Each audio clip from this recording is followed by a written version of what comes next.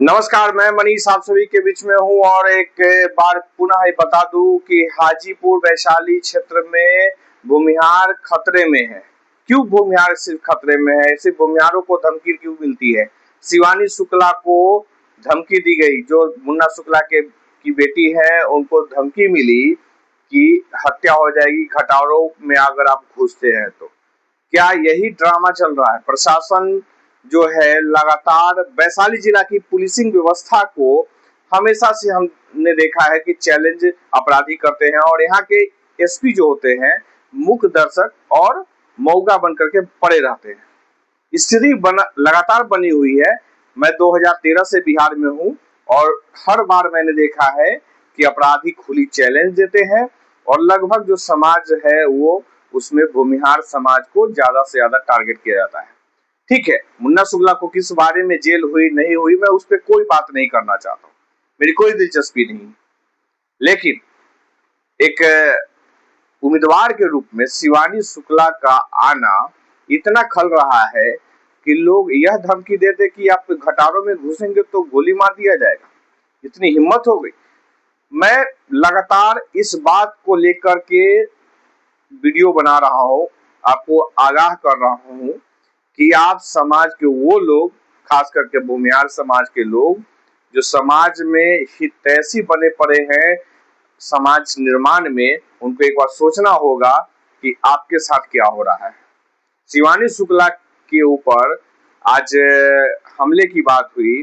Police और जो SP हैं और डीएम दोनों वहां पहुंचे। पता चला कि काफी नौटंकी, सुरक्षा बढ़ा दी गई, फलान ठिकान हो गया। लेकिन क्या सुरक्षित है क्या वो?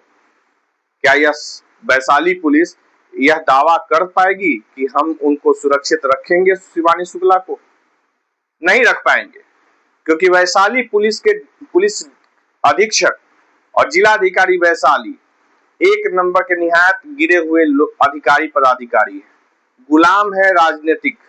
आप देखिए, बिहार में चुनाव है और लगातार अमित शाह गृह मंत्री है और गृह मंत्रालय के माध्यम से मिलकर बिहार में कितने लोगों को गायब कर दिया गया, नॉमिनेशन भरने नहीं दिया गया। पता चला किडनैपिंग हो गई और पता बाद में चलता है कि अमित शाह के साथ बैठे हुए, धर्मेंद्र प्रधान के साथ बैठे हुए, नित्यानंद राय के साथ बैठे हुए। और ये तो जिला नित्यानंद राय का है।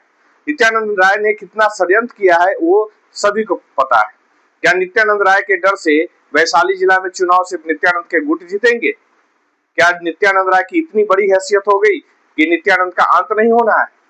लोग भूल गए हैं। नित्यानंद राय जैसे लोग, नरेंद्र मोदी जैसे और अमित शाह जैसे लोग हिंदू के बहुत बड़े हिमैती हैं, तो उनको याद होना चाहिए कि इसी धरातल पे हिंदू के ही लोग थे जिनका अंत बड़े बड़े और छोटे छोटे मामूली लोगों ने करके चल दिया।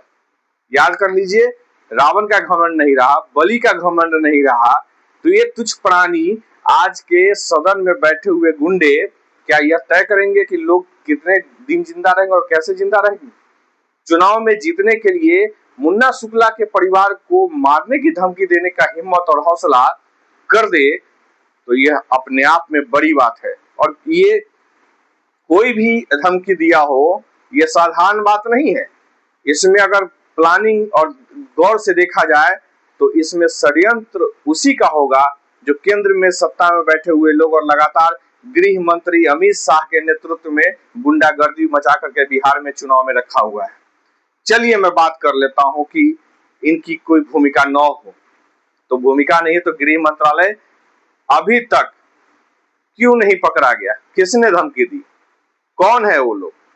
क्यों नहीं पकड़ा जाता है? आप सुरक्षा ड्रामा बहुत सारे काम कर रहे हैं, लेकिन कोई कुछ नहीं पकड़ा जा रहा है। हाजीपुर विधानसभा और लालगंज विधानसभा आज के विधानसभा चुनाव में हॉट सीट है, क्योंकि दोनों जगह से भूमिहार और मजबूत उम्मीदवार हाजीपुर में भी है और लालगंज में भी है। लालगंज में भूमिहारों का जीत सुनिश्चित है, क्योंकि मुन्ना शुक्ला ने हर जाति धर्म के लोगों को मदद किया।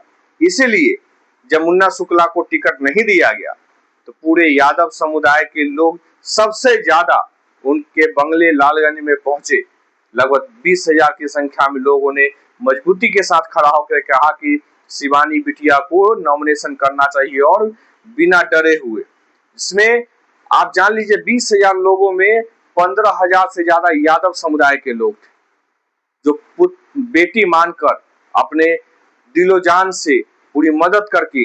और यही कारण था कि लालू प्रसाद यादव और तेजस्वी को कल बुला करके नॉमिनेशन के निर्दलीय के क्रम में टिकट देना पड़ा और आज वो राजद से उम्मीदवार है। क्या उम्मीदवारी पेश करना इतना खतरनाक है कि हत्या की बात हो जाएगी?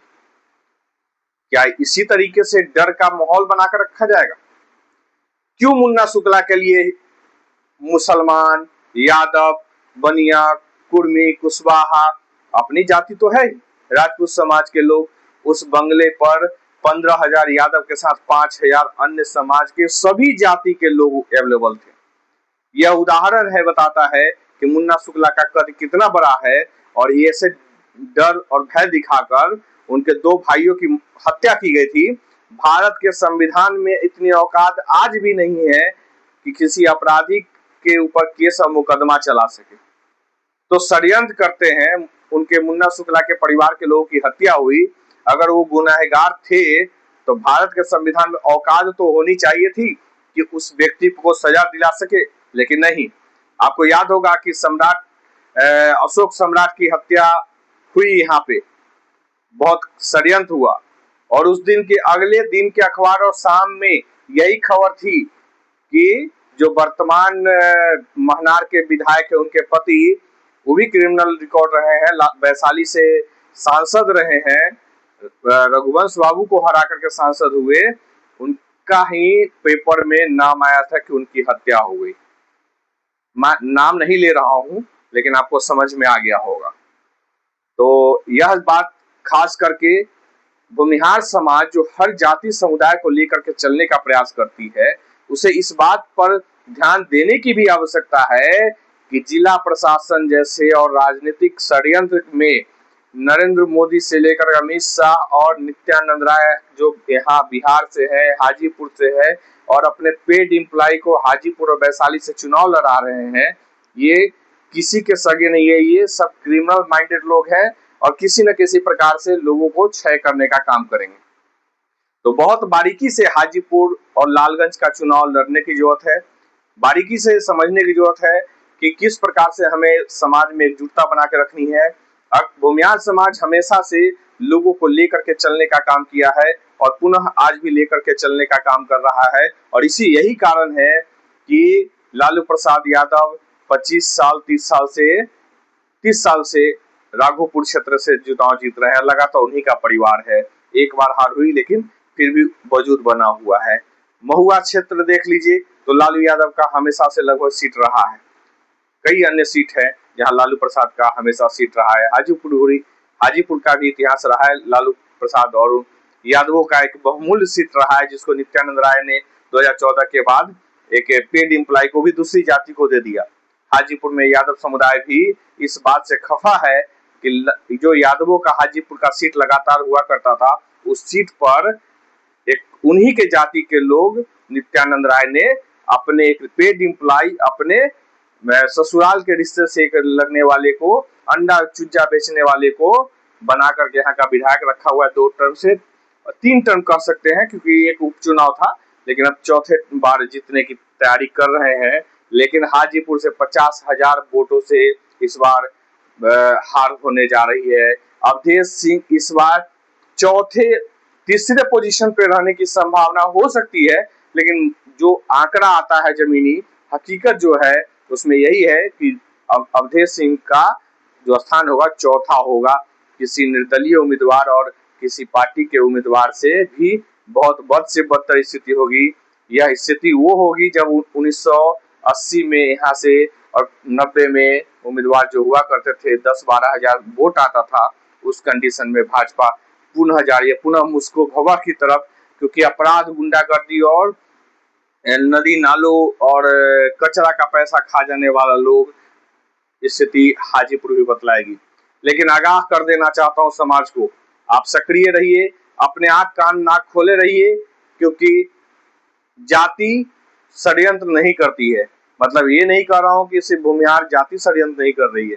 षड्यंत्र मतलब यादव है, कुर्मी है, कुशवाहा है, मुस्लिम है, राजपूत है, ये षड्यंत्र नहीं कर रहे हैं। नित्यानंद राय जैसे लोग जो है, अमित शाह जैसे लोग जो है, ये जाति धर्म समुदाय से ऊपर उठ करके अपने राजनीति को साधते हैं। वो किसी की भी कुछ भी करा सकते हैं। दर्जनों लोगों के, जन सुराज के लोगों को भटकाना, उठा करके ले जाना, डराना, विभिन्न प्रकार के प्रोपेगेंडे करना। लगातार प्रशांत किशोर ने भी अपना बयान दे के कहा है। तो आप सभी को शुक्रिया और धन्यवाद। मैं अगले वीडियो में पुनः आप सभी के बीच में आता हूँ, फिर बात रखूंगा।